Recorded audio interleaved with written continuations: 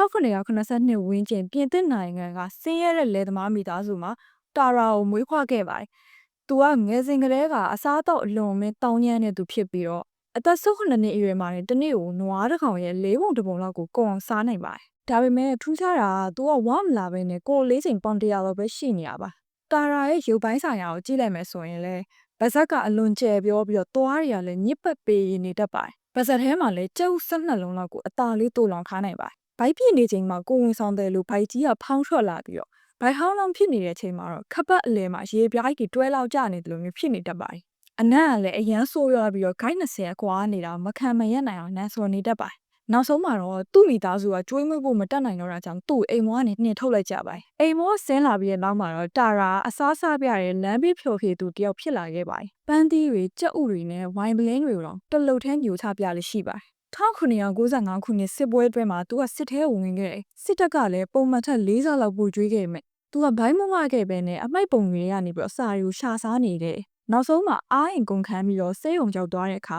ဆရာဝန်ကသူ့ကိုစမ်းသပ်မှုတွေလုပ်ခဲ့ကြတယ်။လူ15ယောက်စာစားစာကိုထိုင်နဲ့စားပြတာ။အရှင်လက်လက်9တကောင်လုံးအယိုးမှမကြအောင်ဝါစားပြတာ။ကြောင်တကောင်လုံးကိုအရှင်လက်လက်ဆွဲဖြဲပြီးတော့သွေးတွေတောက်ရိုးရလွဲလို့အကုန်စားပြတာတွေလုပ်ပြခဲ့။သူ့ရဲ့သတင်းကိုစစ်တပ်ကကြားတဲ့အခါမှာစစ်တပ်ကသူ့ကိုစာဖို့တရှိုးဖြစ်သုံးမှုဆုံးဖြတ်ခဲ့။လျှို့ဝှက်စာပါတဲ့တစ်တာငယ်လေးကိုသူ့ကိုမျိုးချခိုင်းပြီးတော့ရန်သူနယ်မြေတွေကိုလွှတ်လိုက်တာ။ဒါပေမဲ့တာရာဂျာမန်စကားမတတ်တဲ့အပြင်အမိုက်တွေလိုက်စားနေတာကြောင့်ရန်သူလက်ထဲမှာဖမ်းခံလိုက်ရပါတယ်။အရိုက်နှက်ခံရတဲ့အခါသူဝင်ခံလိုက်ရပြီးတော့ရန်သူတွေကသူ့ကိုအင်တာမှာကင်းဆောက်က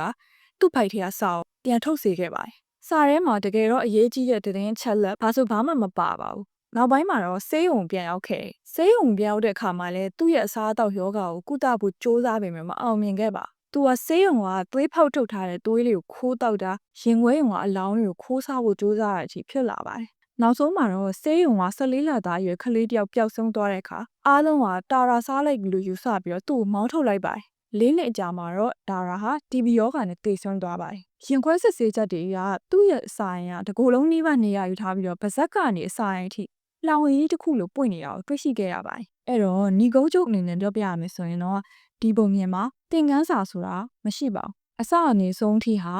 ဝမ်းနည်းစရာနဲ့ယဉ်စရာကောင်းတဲ့ဘဝဇာတ်ကြောင်းတစ်ခုသာဖြစ်ပါတယ်